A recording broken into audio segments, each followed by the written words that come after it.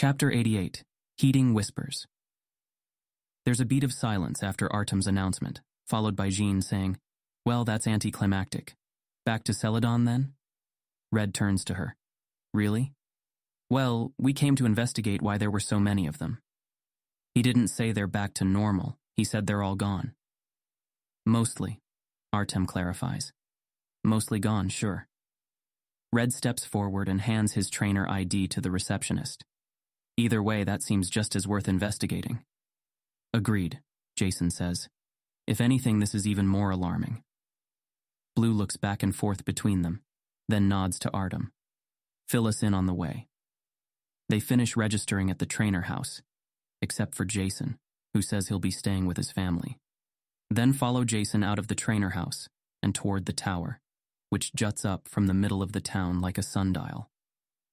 In a city, it would barely qualify as tall, but as the only building over 3 stories tall in Lavender, it practically looms overhead as they walk down the main street toward it.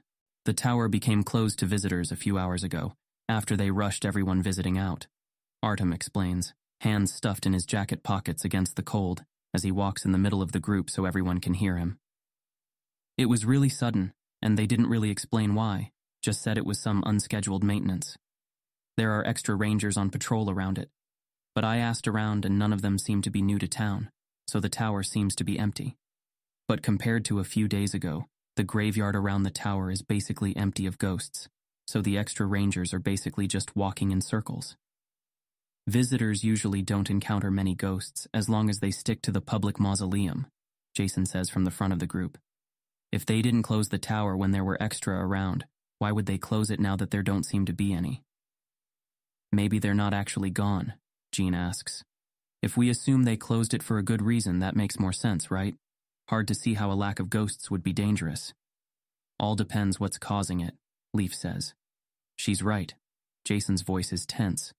"Unless a dark Pokemon got in, the biggest threat to ghosts are other ghosts. If one became strong enough to scare off its competition, it might be more dangerous than a large number of weaker Pokemon." "Scare off," Maria murmurs. "Or consume." As they walk, Red notices the way some people are hurriedly placing strips of paper over their doors and windows. He's about to bring it up when Blue mutters, "I think the word is out." "What are they?" Leaf asks.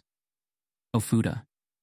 Red's katakana is spotty, but he can recognize the 5 symbols spelling Arceus out on the one hanging above the door of a mixed barbershop and Pokemon grooming salon. "The people who got kicked out must have spread the word," Artem muses. "Or someone in the Rangers talked." "Doubt it was the Rangers," Blue says. "They wouldn't want people panicking like this while they still don't even know what's going on. Assuming they still don't, I guess." "I don't see panic," Jason says, voice mild but firm. "Just reasonable precaution." "Wait, sorry, still not clear on what's happening," Leaf says. "Those are, what, protective charms? Against ghost Pokemon?" "Against evil spirits of all kinds," Jason says. "Though personally I do not believe such things exist. Many spirits may not be beneficial to humans, but evil implies a malevolent will, which is much like calling a Pokemon or virus evil." From their expressions, Red can tell that wasn't the follow-up sentence the rest of the group expected, but no one seems willing to challenge the idea. Blue glances at Red, as if surprised he's not saying something in response. The beat of awkward silence is broken by Leaf, who breaks away from the group and walks up to one of the people moving from building to building. The young woman is wearing the white and red of a shrine priestess, and as Leaf approaches, she aims a can with a Caterpie on it above the window of the grocery store and presses the nozzle, spraying out a brief stream of sticky thread. "Excuse me, I was wondering what you're doing. Sorry, I'm not from around here." The priestess presses the top of the Ofuda to the sticky spot, then turns to Leaf, assessing gaze taking in her poke belt, then jumping to the rest of the group. "Trainers come to the tower?" "Yes, to research what's been going on recently. Have you heard something?" "Only that the spirits have fled. We don't know where, but..." She separates a handful of the tags and holds them out to her. "Please, be cautious." Leaf takes them and nods. "Thank you."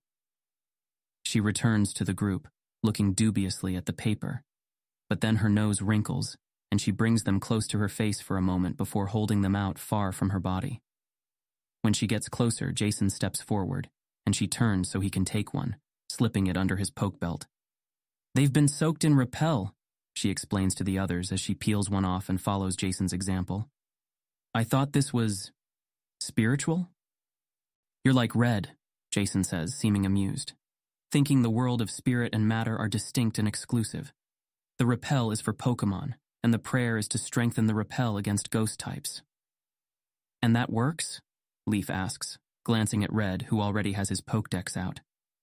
"Inconclusive," he says after a moment, disappointed. "Come on, how hard can that be to test? I know Repel is hard to test in general, and ghosts are fickle, but in the meantime it's still free Repel," Blue says, and shrugs as he takes the last one and slips it under his own belt. Soon after they reach the last block before the gates of the massive cemetery surrounding Lavender Tower. "This is where wild ghosts start to regularly get seen," Jason says, and summons his Ghastly before taking out his goggles. "Shall we see if these work?" "What are those?" Artem asks, and Blue explains while the others follow suit. The professor apparently made an even 10, leaving Blue with 2 spare after he gives Artem one. Red has to adjust the strap on his 3 times, during which he hears Leaf say, "Oh, that's bizarre." He turns to see her already looking in the Ghastly's direction with hers on. "Yeah, but it's working, mostly," Artem adds. "I keep wanting to take it off to see more clearly, which is weird." "No, I get it," Jean insists. "I feel the same. Like part of me is convinced the goggles are the problem." Curiosity burning, Red finally gets the goggles mostly snug before he opens his eyes and looks around. There's a slight loss in peripheral vision, and the glass has an odd tinting effect that simultaneously darkens whatever Red sees while sharpening the colors. But overall, it's only a little more restrictive of his vision than safety goggles used to protect against wind, smoke, and powders. He adjusts it once more to try and alleviate the weight of it on the bridge of his nose, then turns and beholds the Ghastly.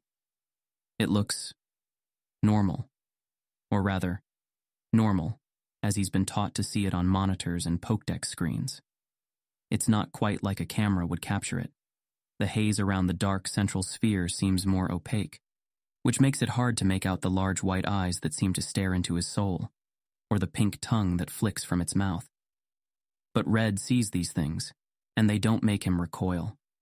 No muscles tighten along his spine, no cold sweat pops out of his forehead. Instead, a tension in his stomach slowly eases as he realizes that they're not going to come. "Cool." The others chuckle, and Red takes a step forward before remembering that he shouldn't. He starts to walk around the Ghastly, and instead of its blank white eyes seeming to follow him, he quickly moves beyond its line of sight and gets to observe the other's indistinct forms through the cloud of its body. Leaf and Maria begin circling the Ghastly too, and Red only notices it turning when its eyes come back into sight, following Maria. "Do you think it realizes something's wrong?" she asks, voice taking on a distant tone that he recognizes as her own intense curiosity. "Maybe it's not used to people focusing so directly on it, or so many, or maybe it feels our lack of unnerve." "It's confused," Jason confirms, "but not wary or worried. It's particularly interested in you, Maria. As I suspected, you may have unexplored talent as a medium." "Oh." Her hands rub down the front of her coat, a gesture Red imagines she picked up from Lizzie. "I'm, not sure what to do with that information." "Ghost Pokemon sense, and manipulate emotions the way psychics do thoughts. As a sensitive, your gift, faint though it is, makes your emotions easier for them to detect and respond to, though it will also make you extra susceptible to wild ghosts we might encounter. But if you've never tried training ghost types before, you might be surprised by how easy it is." "Nice," Blue says and smiles at her. "If you can pick one up, it would help a lot against Sabrina." Jason frowns slightly. "If there are only a few left in the area, catching them may make some natural imbalance worse. As I said before, our main objective is to study, sure. But if we're attacked, it's better to catch them than kill them, right?" Red starts to suspect, too late, why Blue was so interested in coming. and calls himself 10 kinds of fool for not thinking of it right away. He must have been thrilled to hear about all the extra ghost Pokemon appearing just before he would be heading to Sabrina's gym. "We can be careful," Leaf says, and looks between Red, Jason, and Jean. "You guys can detect them, right?" "Yes, though it comes with a risk," Jean says. "Any we sense will sense us back, and might attack. Still, it's better than being taken by surprise." Leaf nods and taps the Afuda in her belt. "Combined with these, we might be able to avoid any fights." Blue reluctantly nods, and Maria is thoughtfully looking over the gravestone-studded hills. Jason joins her, turning a slow half-circle to survey the area around the tower as well. "I'd like to do a full search of the graveyard before we attempt to go in. I may be able to learn something from any that have left." "Let's split up then," Blue says. "We can let you know if we spot one while also looking for other clues." Red makes a point of turning to Jason. "Does that sound good?" The medium sends Red a pulse of gratitude, then considers this a moment before nodding. "I'll be safe traveling alone. For the rest..." He looks at Blue. "What would you recommend?" Blue hooks his thumbs in his pockets. "Well, Jean and I are the strongest trainers here, so I could go with Red and Leaf while she leads Maria and Artem. But to be honest, however good you are with ghost Pokemon, this is an unusual situation. I don't think anyone should be traveling alone. I'm confident that I can avoid a battle with a wild if I encounter one, but I can't assure the same for anyone with me." "Should we expect observable clues?" Artem asks. "If not, the rest of us are basically just here for muscle and to help figure out what's happening once we start learning something. Seems silly not to make use of us at every stage." It's a fair point. Red turns to Jason and shrugs. "At least take Maria with you? You can teach her more about her gift, in case it's something she wants to pursue." Jason's expression becomes thoughtful again, or at least Red thinks it does. He's hard to read even without the goggles. And when he turns to her, Maria is already nodding. "I'd be happy to learn, if it's not an imposition." "Not at all." "All right then," Blue says, hand tracing the dive ball at the front right position on his waist. "Artem, sorry, I assumed without asking that Jean and I are the most experienced trainers here. What's on your belt?" "Oh, that's fine, yeah, I only have 2 badges. Right now I'm carrying Nosepass, Trubbish, Magnemite, Claydol, and Electrode." Blue blinks. "You use an Electrode? In battle?" Red can't tell if Blue is worried or impressed, maybe both, but his own attention is elsewhere. "You only use man-made Pokemon?" "It overlaps with my research," Artem says to Red, then turns to Blue. "I spent a few months at Vermilion Gym last year." "All right. Well, I'm still going to pair you with Jean since she's our strongest. You two head right, Jason and Maria go straight, and Leaf, Red, and I will go left. We'll meet at the far side if nothing is found, then make our way back to the tower entrance. Any questions?" No one appears to have any, and Blue looks to Jason last. The medium nods, and Blue unclips the white and blue dive ball. "Go, Maturin." "Whoa, she's gotten big." Standing on its hind legs brings the Wartortle's fan-like ears past Blue's head, and her body is as wide as his. When Red brings out Charmeleon, his horn only comes up to Maturin's neck, and when Leaf summons Raph, he feels a note of chagrin to see that even the Ivysaur is bigger than Charmeleon now. Clearly, he needs to spend more time with his starter. Once the others summon their own Pokemon and Blue coordinates their radio frequencies, the 3 groups set off, and Red starts to pulse out his Sidar. He quickly filters the minds of Leaf and their 3 Pokemon out from his attention, then focuses on any new ones that appear at the edges of his bubble. Before long, he senses a Pokemon underground, probably a Cubone looking for a meal among the dead. The scavenger goes still as their footsteps approach, then quickly flees beyond his range, and soon after they pass within range of an old couple visiting a gravestone, followed by a small funeral gathering. Everyone's minds touched with fresh grief. It's a relatively new emotion for Red to sense through simple observation rather than merger. The only time he felt it in the past was after the storm. Occasionally he also senses the cautious, tense, or alert minds of rangers, always in pairs as they walk patrols around the tower. About a quarter of an hour passes without any sense of the alien minds he glimpsed when meeting Jason's ghost Pokemon. But instead of relaxing into a less vigilant state, his body remains tense, and he realizes how nervous he is about mentally contacting a ghost again. Don't stress about it. The others can protect us if you're disoriented, and Jason is nearby.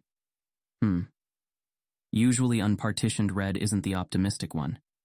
If he feels safe because of the partition, he definitely shouldn't, given that their Spinarix ghost attack weakened his partition for weeks. Yes, I know. If we get hit by one now, we're in danger of losing all this progress for a while. Red's stomach feels queasy, and he almost thinks it's just from the idea of losing himself for a while if the partition stays down. But there's something else, too. Some other fear that feels hard to define, and he wishes he could stop using his sidearm for a moment to try focusing on it. No. The rejection is strong enough to make Red stumble a step, and he quickly understands why. Whatever he'd been about to poke at was hidden for a reason. "What's up?" Blue asks, suddenly tense. "Found something?" "No, just, tripped." His curiosity burns to find out what he's forgetting. What secret might be revealed if his partition goes down? But no, that would defeat the purpose. Whatever it is, his unpartitioned self is worried about being revealed. All he has to know is that it would be bad. Red forces himself to focus on his sidearm again. Still all quiet around us. He realizes with surprise that they've walked halfway around the tower. "I know we're here for a reason, but it's hard not to hope it stays that way," Leaf says, as she tosses a treat toward Raph. The Ivysaur catches it out of the air with a vine, and she throws another at Maturin, then Charmeleon, who dashes after it once Red mentally nudges him to let him know it's okay to eat. This is really nice. Less creepy than hunting ghosts in a graveyard should be, Blue agrees. "Could always come back at night," Leaf says with a grin. "Particularly without Red to warn us if something is coming. But I meant just the surroundings, I guess. It's oddly peaceful. And it's nice traveling with you two again. No offense to the others." She nudges Blue with her elbow. "You group us three together on purpose?" "Nah, this split made the most sense. It does let me ask, though." He turns to Red. "Was I being overbearing?" "A little," he says, relieved he didn't have to bring it up himself. And that Blue sounds curious rather than upset. "I know you've got the most experience doing things like this, and Jason does too. But well, he is the one that set things off, and the expert on ghosts. I get it. Been treating him like a quest giver."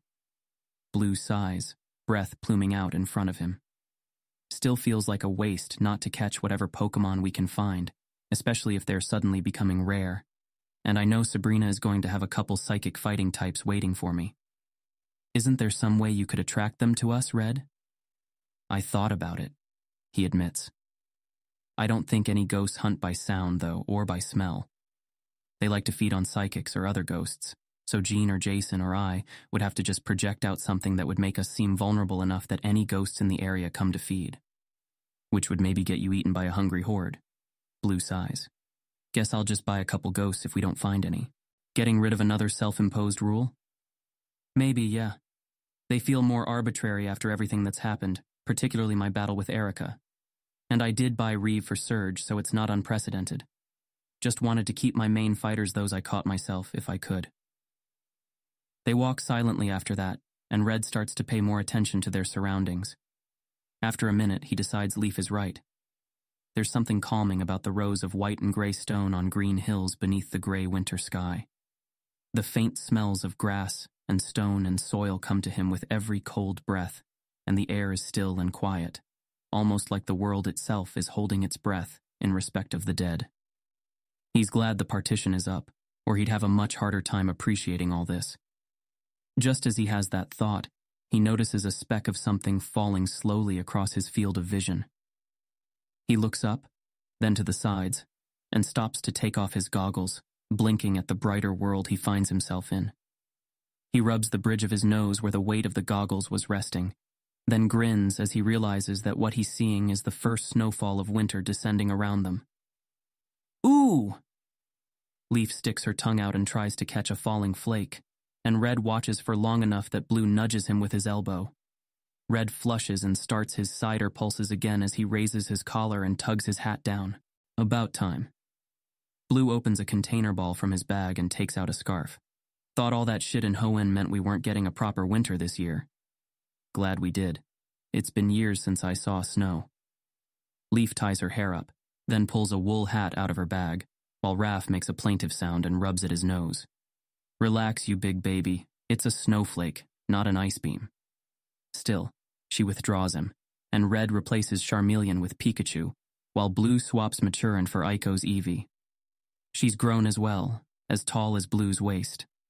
Her black nose lifts to sniff the cold air, then she bounds toward Leaf to nuzzle her legs. You're really using a normal type to hunt ghosts? Leaf asks as she bends down to vigorously rub her fingers through its silver fur with a grin. Or are you trying to get her to evolve into Glaceon? Wouldn't mind a Glaceon, Blue admits. But no, this pretty lady is, in fact, a ghost hunting machine. I bought a Shadow Ball TM so she and Snorlax have coverage. It's not too strong from either of them, but combined with their defensive advantage, I'm pretty confident in her ability to handle most things we might encounter. Red nods speculatively. The research is still spotty, but does seem to point to the normal Pokémon not being consistently interesting to ghosts, such that they'll often ignore them in the wild. It's often cited as the only attribute the normal type can be said to directly possess, though it seems like backwards reasoning to Red. If the label gets put on any Pokémon that would not otherwise be called normal but shares the same attribute, then they've just come up with a type to explain a single trait that many, varied other Pokémon share. Still, it can't be denied that it's an advantage if paired with an attack that the ghost is susceptible to. Good thinking. I actually bought Shadow Claw before I set... His head yanks up. The other two immediately turn to follow his gaze, but he knows they don't see them, since Red can't see them either, even with his goggles off. The gray sky is nearly hidden by growing flurries of falling snow, but he can still sense them, just on the edge of his awareness. Red, it's okay, he says, and closes his eyes so he can better focus on what he's sensing. They're not... I think they're unown. There's 5 of them moving through the air in a loose ribbon. Red brushes some melted snowflakes from his eyelids, then puts his goggles back on and opens them before looking up again. He thinks he can vaguely make them out, though they keep disappearing for a while when he blinks. They're just flying around above us. He'd love to catch one and try merging with it. He read online that their minds are absurdly simple, even more so than Exeggcute, but it still seems like it would be a new and interesting experience. Better get some air support then, Leaf says, and summons Wise, the Noctowl she caught during the Vermilion storm. The groups seen flying around lately haven't been reported as attacking anyone yet, as far as I've heard. I know, but better safe than sorry, right? Plus, Wise can also protect us from any ghosts that show up from above. It makes Pikachu the prime target, Blue admits, but also makes the ghosts more predictable. Don't worry, we'll keep him safe. Red nods, letting his worry for his Pokémon go by, leaning into his trust in his friends. And they set off again, as Wise soars above them in a protective, near-silent circle. The crunch of their footsteps grows louder as they go from walking on grass to compacting fresh snow beneath each step, and soon snow covers the grass around them entirely, the whole graveyard transformed into something even more stark and colorless, but still beautiful in its own way. They watch Pikachu and Eevee frolic through the snow and catch up on some of the minutiae of their recent day-to-day lives. Red gets a text from his mother expressing excitement about him being in town and asking him if he's wearing enough layers. And Leaf sends a message to Mr. Sakai to see if he needs help due to the snow. They're 3/4 of the way around the tower when Jean suddenly speaks into their earpieces. Got one, about 25 degrees from the tower. It noticed me, but it's keeping its distance. We are too. The 3 of them are already running when Blue says, "On our way." Back, which is quickly echoed by Jason. The snow is coming down hard enough to limit visibility beyond the tower, but once they reach the top of the hill where it sits, they quickly spot the others and start down towards them. There's 2 more figures than they expected with the others, however, a man and woman pair of rangers. The man is in discussion with Jean, while the woman examines one of their goggles. As they get closer, Red sees that Jason isn't wearing his. Instead, the medium is standing with his eyes closed, fingers turning his beads as snow collects on the handmade wool cap, covering his head and ears. It looks decidedly out of place with his robes. For our investigation, Jean is saying as they get close enough to overhear. The cold air cuts Red's lungs like knives with each breath, and he struggles to draw his next one in quieter. We were tipped off that something unusual was happening. Tipped off by whom exactly? The young ranger pauses, having just noticed the three of them. He's maybe Daisy's age, but a square jaw and crew cut make him look older. Shit, it's the Oaklings themselves. Leaf discreetly elbows Red, who bites his tongue. These five with you, young Oak? Oh boy. But Blue doesn't puff out his chest, simply nodding as he bends down to feed his panting Evie a treat. Is there a problem here? No, I just didn't expect the professor to send you kids, that's all. His partner, a tall woman with cornrows that end in various colorful beads, has stopped examining the goggles for a moment to also look between the three of them in surprise. Her name tag says Gale on it, and is Nathan. Send us?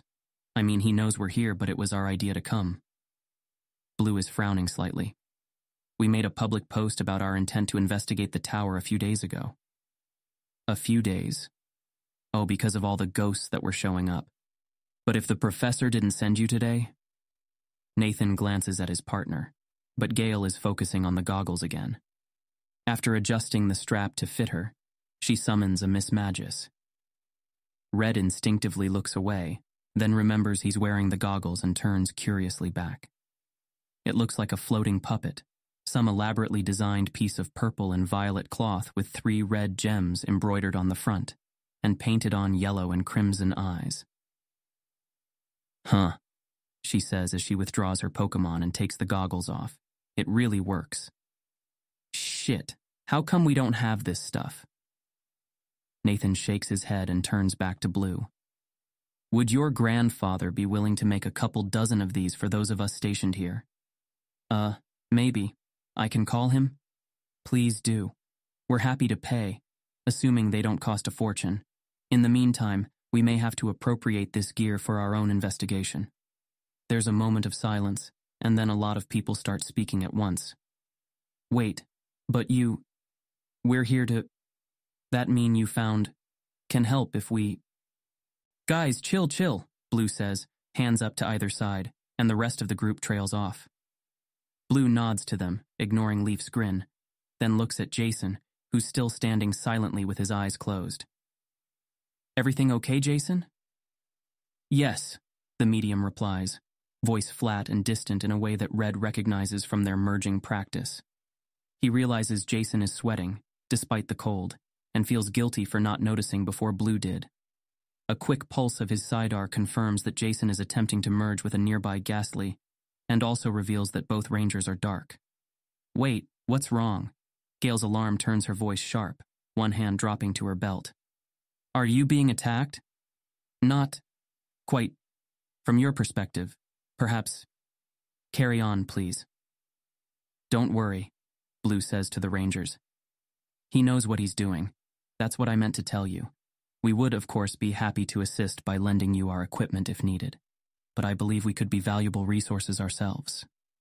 Gale is frowning as she looks between them, still clearly concerned for Jason. We're still trying to determine what's happening here exactly. We don't want to involve non-rangers until we know what we're stepping into, and if the professor didn't send you.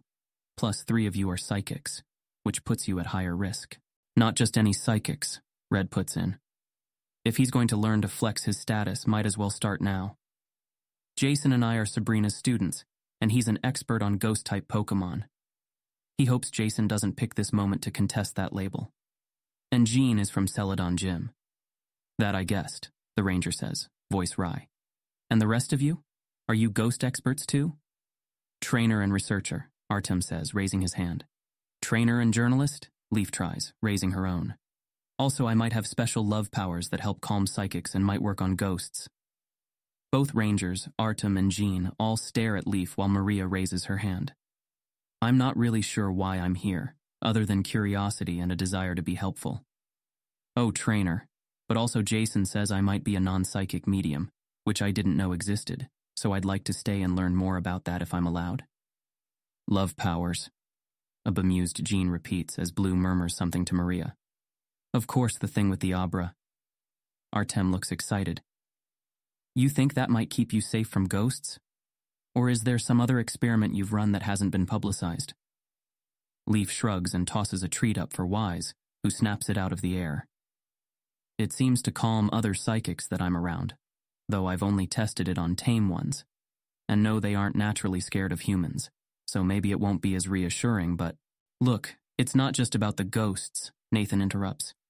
We're not at liberty to discuss everything, but there have also been a suspicious amount of people moving around the tower over the past few weeks. Wait, what? Blue is frowning at the Rangers. Why hasn't that been mentioned anywhere? Suspicious in retrospect, Gale amends, shooting her partner a look. We had no reason to suspect anything before, but they seem to have stopped showing up today, which may be related to nearly all the ghosts having vanished. We've reported it, of course, but there's nothing to justify a general bulletin.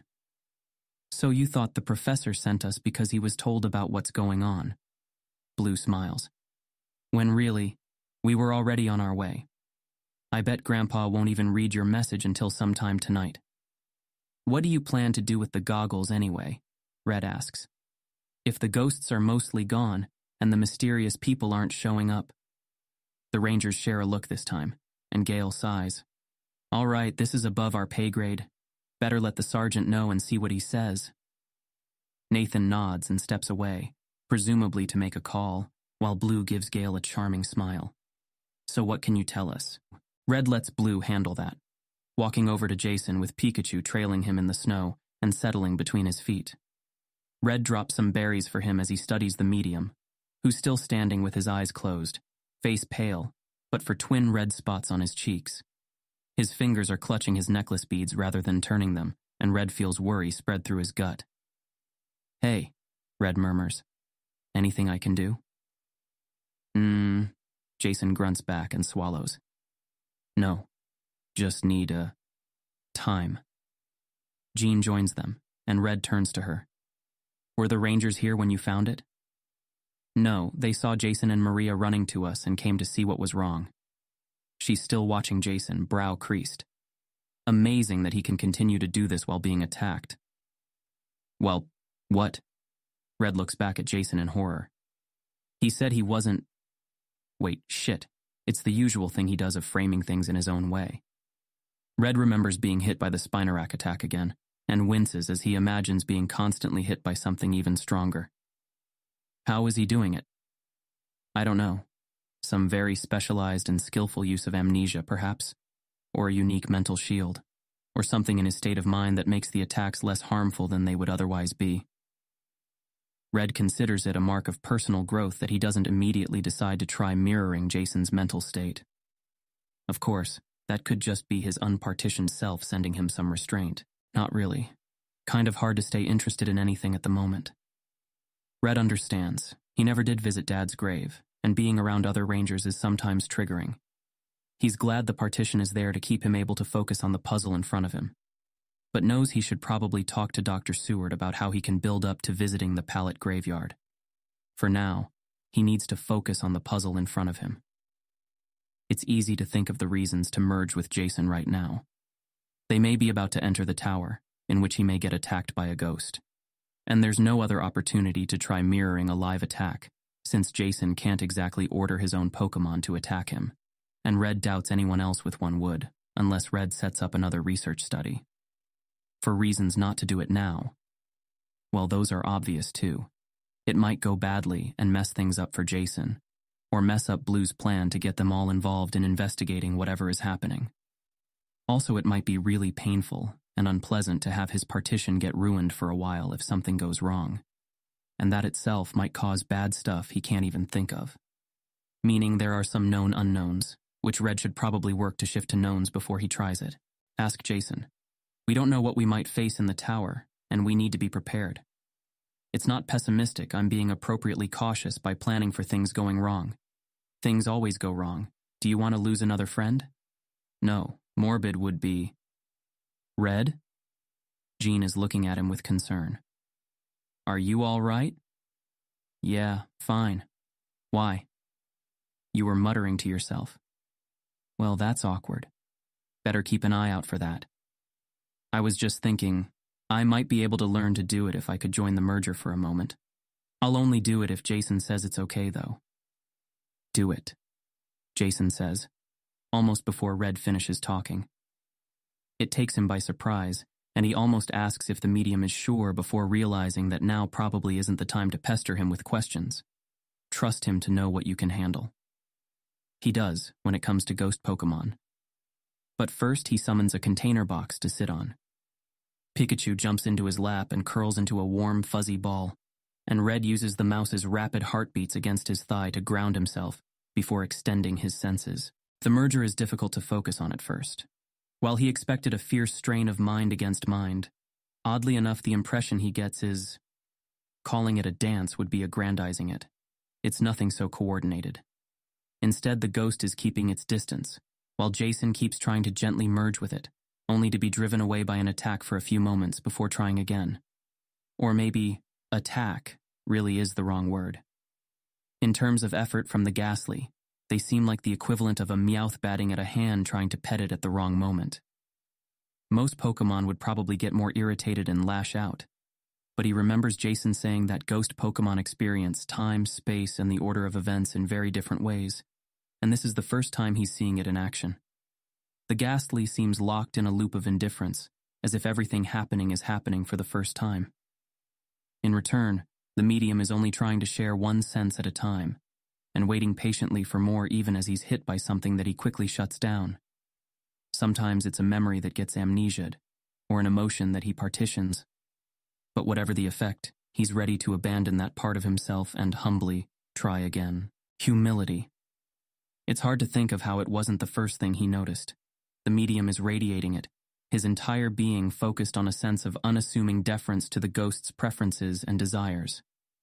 Even his goal to merge is somehow expressed through humility, and once Red taps into it, the analogy that immediately comes to mind is his own attitude at Palette Lab when he had the opportunity to help one of the researchers on some project, no matter how minor his role would be.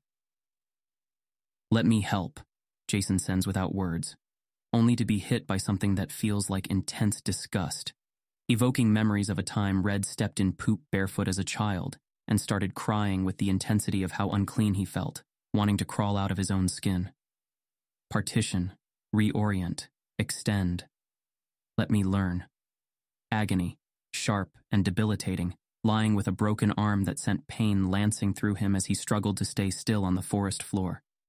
Abruptly forgotten, to Jason, if not to Red. Let me share. Each repetition lets Red lock down another aspect of Jason's mental state, until little by little a shape emerges, a mental mold to adjust his own thoughts to. Except he can't, or maybe he can. It takes effort, holding a rubber band tense instead of flipping a switch. The mold is harder to inhabit than any other he adopted, because his own thoughts, his axiomatic beliefs and perspectives, feel spiky, more firmly bolted down, unwilling or unable to fit. He tries, a bit desperately, to ask his unpartitioned self for help, and is surprised when he gets a response. You can do this. There's nothing another brain can think that we can't, and there's always some value to being able to hold another perspective. I'll keep us safe. Red nods to himself and tries again. First he revisits one axiom, then the other, then the worldview itself, then the minute-to-minute attitude. Little by little, he feels like he can inhabit his own alternative, a mental state that feels like boggling prostrate before the universe. A feeling that he's truly free, that he can understand the world's infinite vastness, and simultaneously that he can't, that no one can, and that's how it would always be, and that's okay. Whoa, that feels wobbly. No thanks. The mental state abruptly ends, and there's a feeling of solidity that returns to his mind. Only now can he look back on how it was for those few moments and realize how open he was to anything that might come. A chill goes down Red's back that has nothing to do with the cold. That level of humility, where anything seemed possible, now feels dangerously like what he worried about before. It's a frame of mind that lets anything in, without preconceived notions or biases, but also without any guardrails or filters. And he has no idea what might come in to stay, if he's not careful. But his unpartitioned self didn't seem affected by it. No, not at all, which from his side feels like an extra plus we learned. Huh. Red never tried mirroring a mental state while the partition was up, but it's good to know it works like that. He'll have to make sure never to use that particular one while the partition is down. Red feels it when the ghastly finally lets Jason in, and quickly withdraws his own senses so as not to scare it off. When he opens his eyes, the group is watching him and Jason, who's sitting on the container box beside him. Jean has a distant look in her eyes, which clears when she meets his. I was worried he might get tired, she says, and he realizes she must have led Jason to the box. Something's changed? Yeah. Red looks at the others again, who seem to be expecting him to say something, but when he tries to speak, he finds his throat is dry and has to drink some water first. That's when he notices the cold sweat on his face and looks back at Jason, concerned. How the medium is able to deal with that, so much more directly and for so much longer. It's hard to imagine that he learned to do it on his own, years ago, and with only basic psychic training. He was Red's age at the time, but even with everything Red has learned from his various teachers and tutors, not to mention Jason himself, he's not sure he ever would have figured that out. It's too fundamentally a different way to view the world. He's okay, Red adds after a moment for extra reassurance. Did he learn anything? Gale asks as she approaches, still holding Jason's goggles. Not yet, but I think he might now. That was all just preparation. Damn. She sounds more impressed than disappointed. Well, Sarge says he wants to meet you all, so we'll head up to the tower as soon as... Jason takes a deep breath, eyes opening, but unfocused. He abruptly sags to the side, and Red extends an arm to brace around his shoulders, then holds up his water bottle. The medium gives him a grateful look as he drinks, then one to Jean, who gently wipes his forehead with some cloth pulled from some hidden pocket of her kimono. When he lowers the water bottle and clears his throat, Jason looks at the gathered trainers and says, "Fear." The group is silent a moment. "Fear," Blue finally prompts. That's what it felt when it left the tower, when it left its home. That's what it felt from the others, before they disappeared. That, and grief. Silence returns. No one suggests that this is very little information to have gained given what Jason went through to learn it. Red looks up at the tower and feels another chill skitter up his spine. Fear and grief. The tower entrance does indeed have a sign regretfully informing visitors of temporary maintenance, but Gale and Nathan lead the group straight in and past the entrance lobby. Red can tell by the others' reactions that he's not the only one here for the first time, and not the only one impressed. Pictures don't really do it justice, Leaf murmurs, and Red nods agreement as their feet echo on the clean marble. The combination of white floors, walls, and ceiling makes Red feel like he's walking into a church, which, he supposes, isn't far off. Even lacking religious iconography, the mausoleum has the sacred feel of a spiritual place, one that doesn't make anyone feel excluded. Normally he knows the halls would be filled with people come to visit the interred dead. He remembers enough history to know that it was built to house the remains of those people and Pokemon lost in defense of the town during a Moltres attack decades ago. That was only part of its purpose, however, and arguably its least important one. Built entirely of stone and without windows in order to resist the might of subsequent Stormbringers, it's the town's primary shelter when calamity approaches, able to house its entire population when it was built. The town has grown since then, and Red figures the Pokemon Center and Trainer House and others help shelter any overflow for emergencies. But the extra burial space the tower started with has been subsequently given over the years to anyone else who died in attacks on the town. As Red follows the group down into the first basement level, he wonders what they'll do when they run out of space. The sergeant's office looks more like a repurposed storage room, which makes it a bit crowded once they're all inside. The man behind the desk is one of the oldest rangers Red's ever seen, completely bald, with spotted skin, bushy eyebrows, and a thin white goatee that trails to his chest. His eyes are intense, however, and like most rangers Red's met, like Dad, he doesn't stand on ceremony, simply waving them all in and resting his chin on his hands before asking, "How did you all find out about what was going on here?" in a voice roughened with age. Red gets the impression that half the group, himself included, looks at Jason while the other half looks at Artem, because when he glances back, the sergeant's piercing gaze is looking between them expectantly. I grew up here, Jason starts. My old teacher told me about the gradual abundance of ghosts. That's what we came to investigate. I came in response to the public post to investigate, Artem says, then clears his throat. As for the rest, I kind of just guessed. It's not too hard, once you've seen enough rangers covering something up. Now everyone is staring at Artem, except for Blue, who smirks. The researcher does an admirable job of not wilting from the concentrated attention, until Sergeant Iko nods. Well, I won't turn away competent help. And Gale and Nathan say you have some skills that might be particularly useful. The question is how much value those skills bring, compared to your goggles on one of my own people. Maria steps forward. I'd like to volunteer my goggles. I would also like to offer my goggles, Jason says, cutting off what Red predicts would be an objection from Blue. I don't believe I need them to be helpful. Red knows he should probably offer his too. He's not even the best trainer in the room, let alone among the Rangers. Hold on, guys.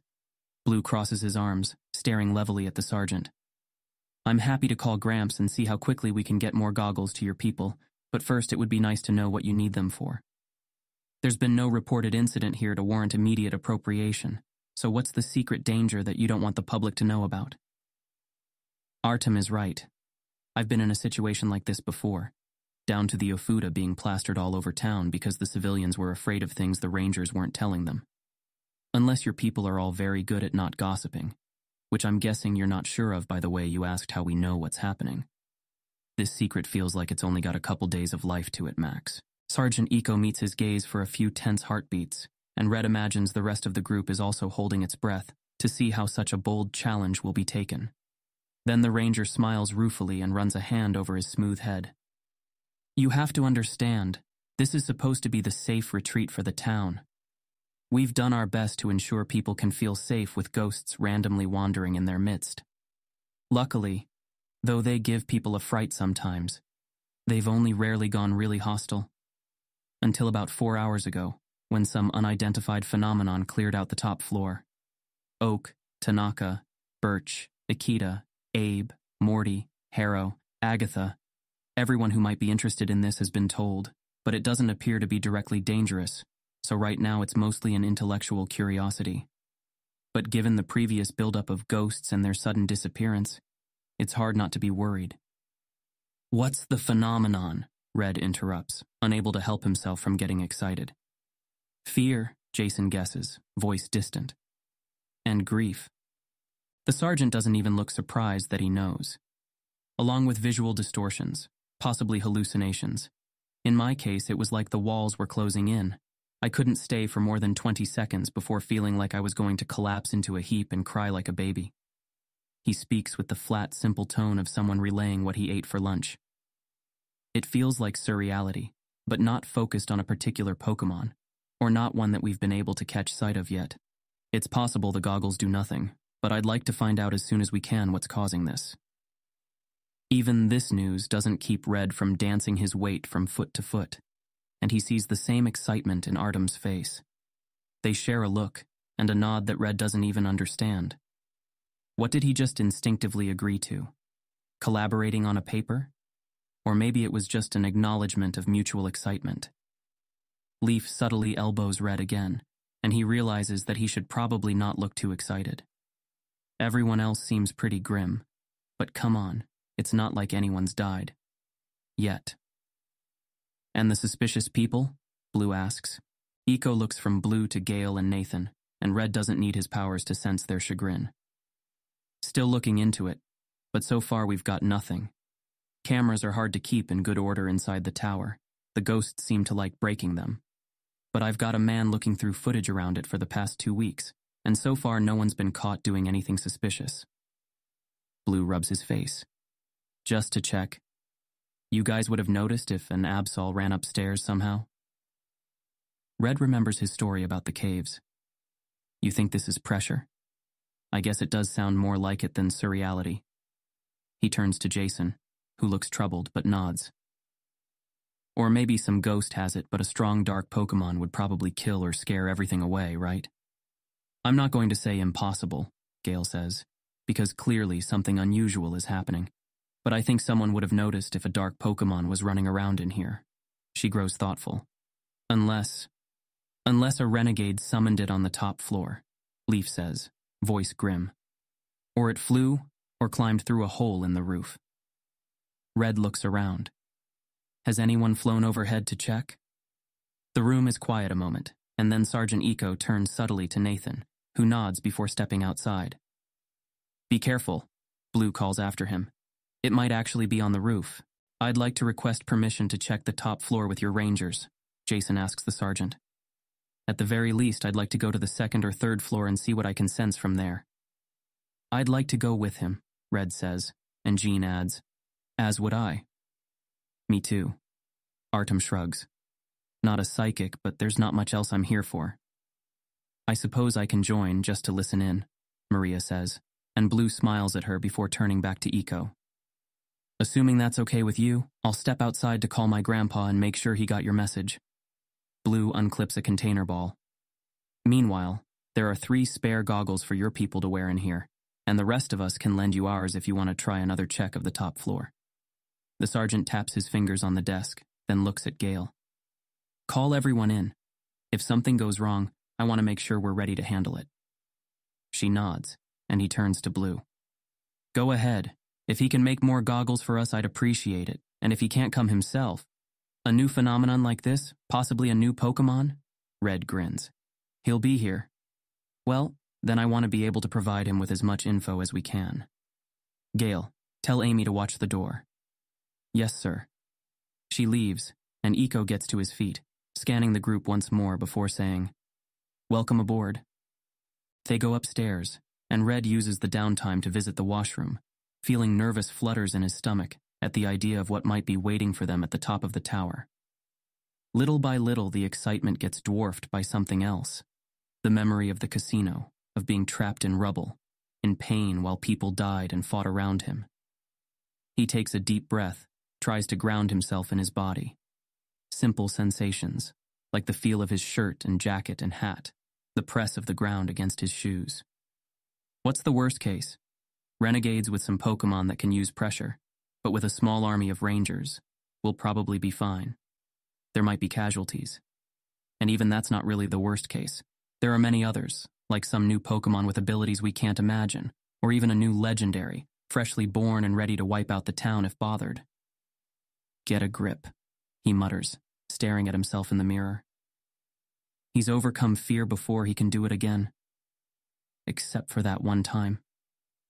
Red shakes his head, growing angry at his unpartitioned self now. They've had months to look into how justified that decision was, and so far they haven't, because unpartitioned Red is still having trouble bringing himself to do so. But they made an agreement, back before they were simultaneously around and he was sad Red or whatever, not to think that way until they do. I don't know what's gotten into you, he says to his reflection, but you treat being the unpartitioned one as if it automatically makes you the undisputed leader. There's not much I can do about that, but if you're going to act like the leader, start really acting like one rather than switching between bossy and pessimistic. Silence from his unpartitioned self, which is just great, as if he needed to feel more awkward about talking to himself. Sorry. Red blinks, then nods, washing his hands one more time just to give himself time to think before he heads outside. They know what to do. Pre-mortem, plan for failure modes, ready contingencies. Right, and avoid direct contact with ghosts. But the new mental state, new species. We don't know it's a new species, and we don't know how well the new state will work for us yet. Play it safe, let someone else catch it if it exists, study it later. Red can't argue with that. It's not like he's going to be storming the top floor himself. He sighs, acknowledges the point, then leaves the washroom to rejoin the others. By the time he finds them, the lobby of the tower has rows of rangers standing at attention as Sergeant Eco relays the plan. Nathan is back, still wearing his riding gear, and Blue standing by the others. He grins as Red approaches. Gramps is coming, along with a small team. He also said he'll reach out to Agatha. Busy or not, he said she'd be interested. That's great, Red says, already feeling relieved. Anything on the roof? Nope, so it's probably a ghost. or renegades, but why they'd hole up at the top of the tower pushing out pressure is beyond me. I was thinking, we should do a pre-mortem. Get Aiko involved. Already suggested that, Leaf says with a grin. Blue and Jean backed me up. Apparently they do it all the time at her gym. I'd like to claim credit, but they were doing it before I got there, Blue says. Eiko said we'd have time while waiting anyway. Look, he's talking about it now. Planning that may be helpful to ensure we're covering all our bases. The sergeant gestures toward their group.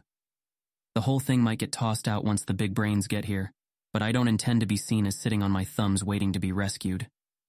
Do any of you? No, sir, the crowd chants, and Red feels a tug in his belly as he glimpses the Ranger Corps' inner world for the first time in a while. The sense that his dad carried with him all the time, of being one who acts, who protects others, rather than being protected. He remembers his mom saying, with both exasperation and affection, that most Rangers she met struggled to ever see themselves in a weak or helpless role, and that his father was no different. Didn't think so. While most of us prepare, a small team will accompany the psychics up to the 3rd floor to see what they can learn. Vera and Cito, you're with me for planning. Hero, Xavier, Gale, go with the psychics. John and Nathan, full equipment check.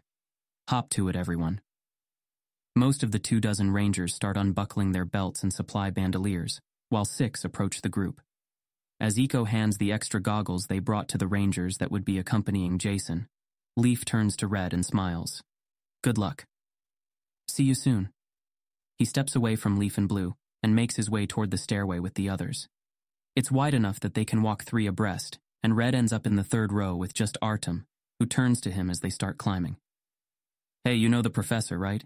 Is he going to, steal all the glory? Red smiles. No, he's great about sharing. I don't know if that's always true, but as far as I've ever seen, he likes to be included, but prefers watching other people learn. Great, because this is awesome. The older boy grins. I thought there might be some interesting phenomenon here, but we might actually be among the first people to see a new species. It might even be an artificial Pokemon. You think? Red considers their surroundings as they reach the 2nd floor and walk across toward the 3rd. I guess there's not a lot that's natural for it to use.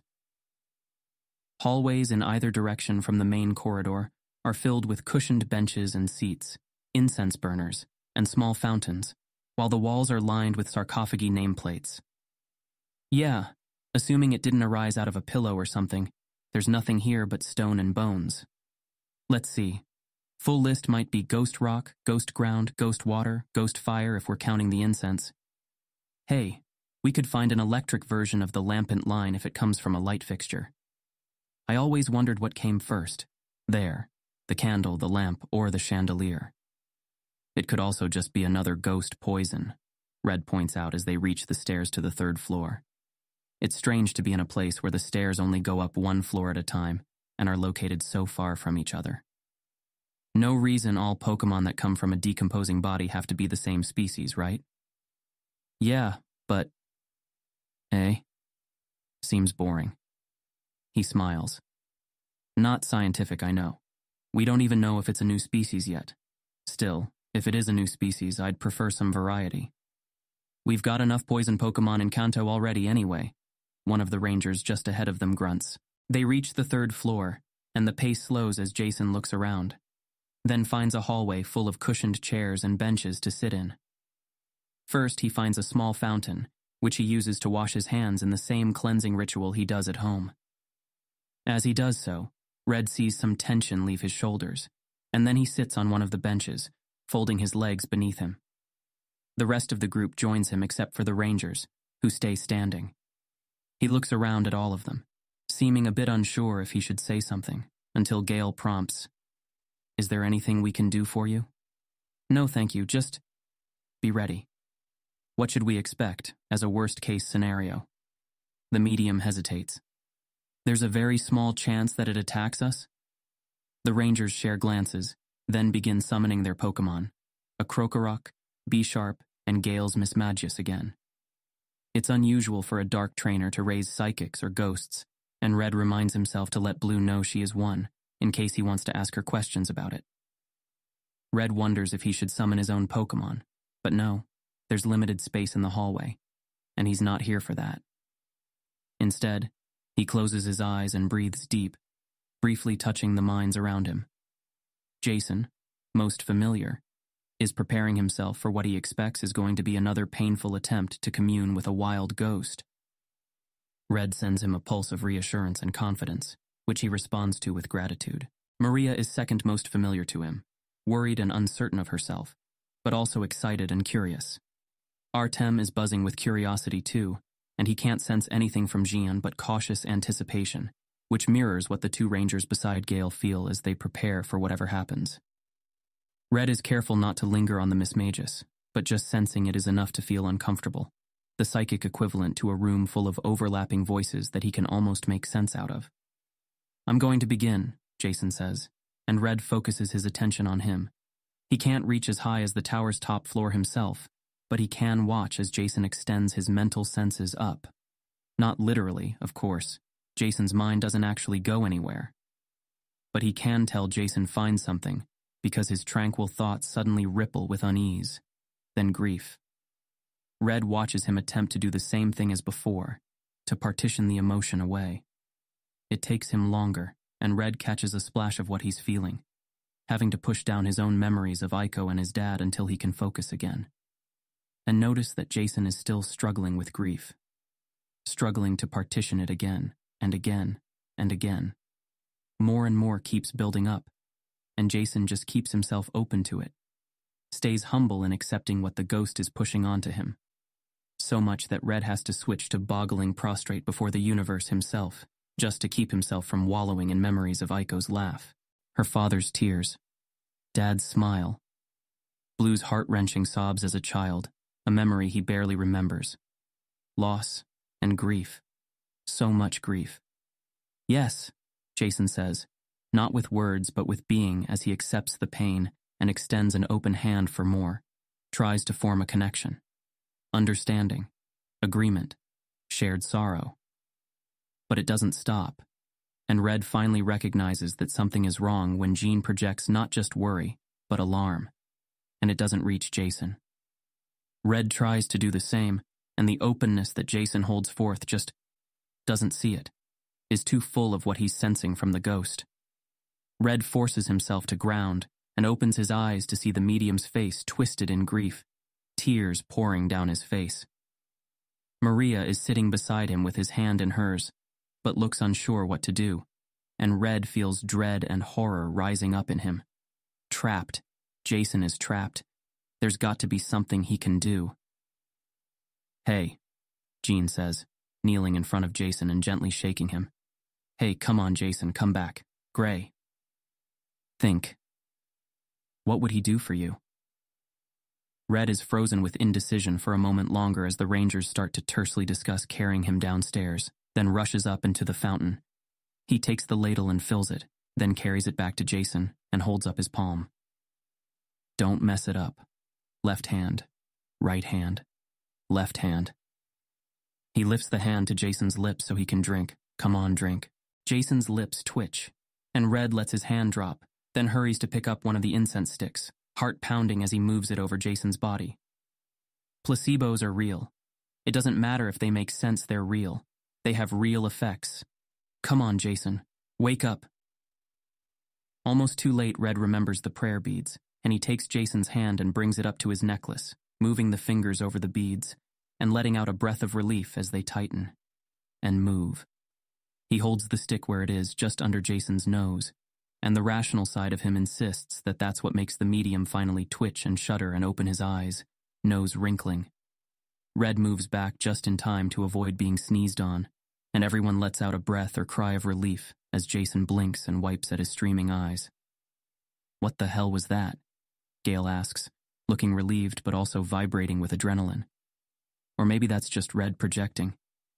He sits back onto his bench, legs weak with relief as Artem claps him on the shoulder. "New Pokemon," Jason coughs out.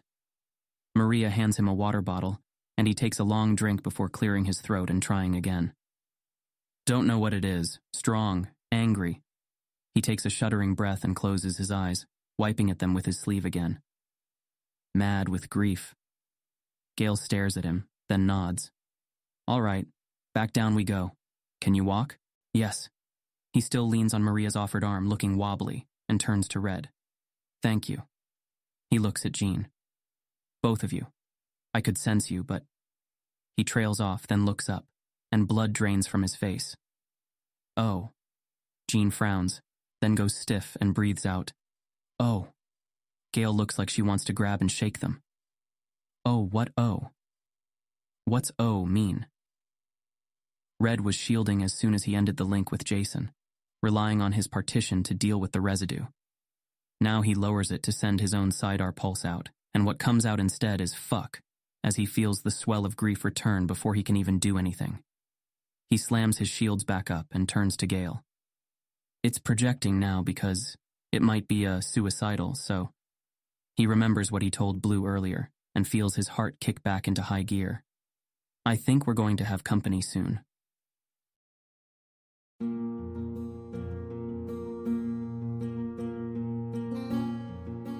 This has been an AI reading of the Pokemon fanfic, Pokemon, The Origin of Species, written by Daystar Eld.